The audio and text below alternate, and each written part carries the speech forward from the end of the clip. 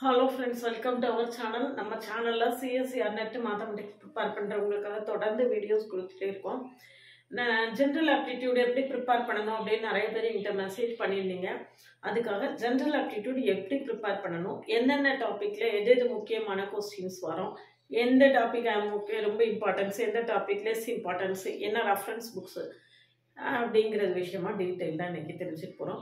அதுக்கு முன்னால் நீங்கள் சேனலுக்கு நியூ வந்தீங்கன்னா சப்ஸ்கிரைப் பண்ணிக்கோங்க, உங்கள் ஃப்ரெண்ட்ஸ்க்கு ஷேர் பண்ணுங்கள். ஒரு டெலிகிராம் குரூப்போட link, WhatsApp channel link, insta account link எல்லாமே கொடுத்துருக்கேன், ஃபாலோ பண்ணிக்கோங்க. OVM ஆப்பை டவுன்லோட் பண்ணிக்கோங்க. அதில் previous year question prescribed book எல்லாமே கொடுத்துருக்கேன், நீங்கள் எல்லாமே ஃப்ரீயாக டவுன்லோட் பண்ணிக்கலாம். இன்றைக்கி பார்த்தீங்கன்னா CSER நெட் மேத்தமெட்டிக்ஸுக்கு ஆன்லைன் மோடில் கோச்சிங் கிளாஸஸ் இருக்குது. கிளாஸில் ஜாயின் பண்ணவில்லைங்கன்னா காண்டாக்ட் பண்ணுங்கள். இப்போ எக்ஸாம் February 2nd வீக்கில் எக்ஸாம் இருக்குது. Don't worry about it. இப்போ ஜாயின் பண்ணால் தான் உங்களுக்கு அடுத்து ஜூலை அல்லது ஆகஸ்டில் எக்ஸாம் இருக்கும். அதை நம்ம நல்ல எதிர்கொள்ள முடியும். ஒரு 6 to 8 months ஹெவி ப்ரிப்ரேஷன் பண்ணால் மட்டும்தான் நம்மளால் எதையாவது அச்சீவ் பண்ண முடியுமா அப்படின்னு நம்ம யோசிக்கவே முடியும். அதனால இப்போவே இருந்து ப்ரிப்பேர் பண்ணணும் அப்படின்னு இப்போ ப்ரிப்பரேஷனை ஸ்டார்ட் பண்ணுங்கள். அதுதான் நல்ல முடிவாக இருக்கும். என்னுடைய கிளாஸஸ் எல்லாம் எப்படி இருக்குன்னு கமெண்ட்லேயும் டிஸ்கிரிப்ஷன்லையும் கொடுத்துருக்கேன். போய் பார்த்துட்டு கிளாஸஸ் எல்லாம் கம்ஃபர்டபுளாக ஃபீல் பண்ணிங்கன்னா காண்டாக்ட் பண்ணுங்கள். CSER நெட்டை பொறுத்த வரைக்கும் காம்ப்ளெக்ஸ் அனாலிசிஸ், ரியல் அனாலிசிஸ், அல்ஜிப்ரான்னு தனித்தனியாக பிளேலிஸ்ட் இருக்குது. CSER நெட் மேத்தமெட்டிக்ஸ்னு தனியாக பிளேலிஸ்ட் இருக்குது. எல்லாத்தையுமே ஒரு கோத்ரூ பண்ணிங்கன்னா ஒரு நல்ல ஐடியா கிடைக்கும். நீங்கள் செல்ஃபாக ப்ரிப்பேர் பண்ணிட்டு இருந்தீங்கன்னா கூட நம்ம சேனல் உங்களுக்கு ரொம்பவே சப்போர்ட்டிவாக இருக்கும். ஜெனரல் ஆப்டிடியூட்லையும் ஆல்ரெடி நிறைய வீடியோஸ் கொடுத்துருக்கேன். இன்னைக்கு ஜெனரல் ஆப்டிடியூட ப்ரிப்பரேஷன் டிப்ஸ் கொடுக்க போகிறேன். சரியா?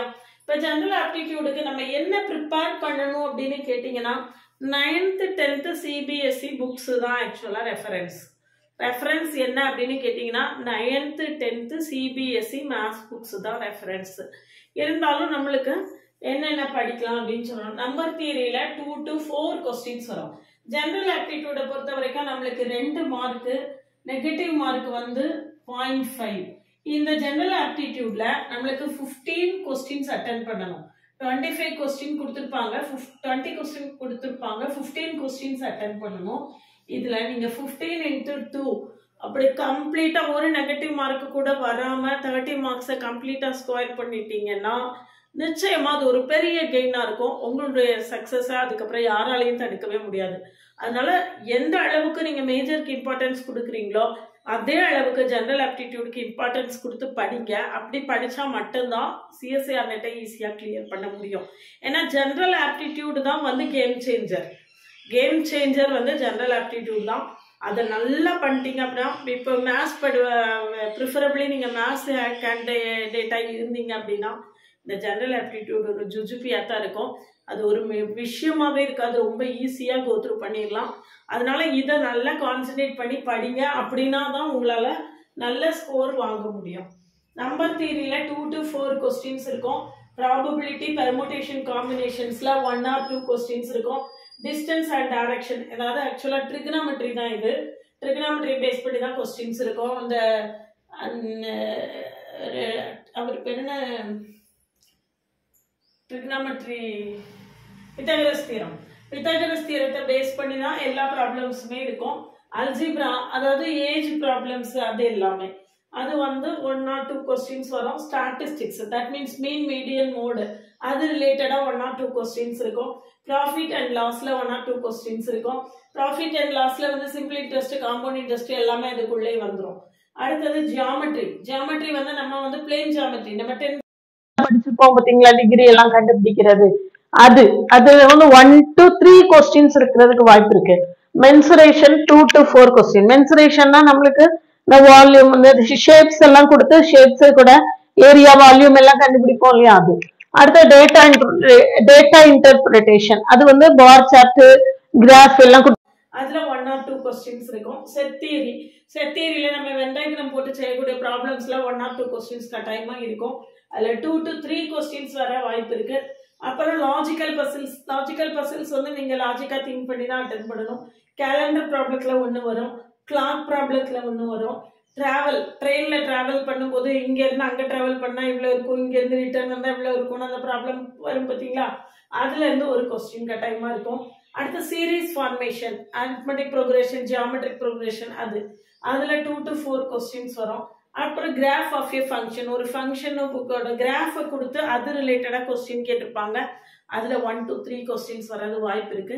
இதில் வந்து 1 to 3 கொஸ்டின்ஸ் 2 to 4 கொஸ்டின்ஸ் வர வாய்ப்பு இருக்கக்கூடிய சாப்டர்ஸை அதிகமான கவனம் கொடுத்து படிக்கணும்.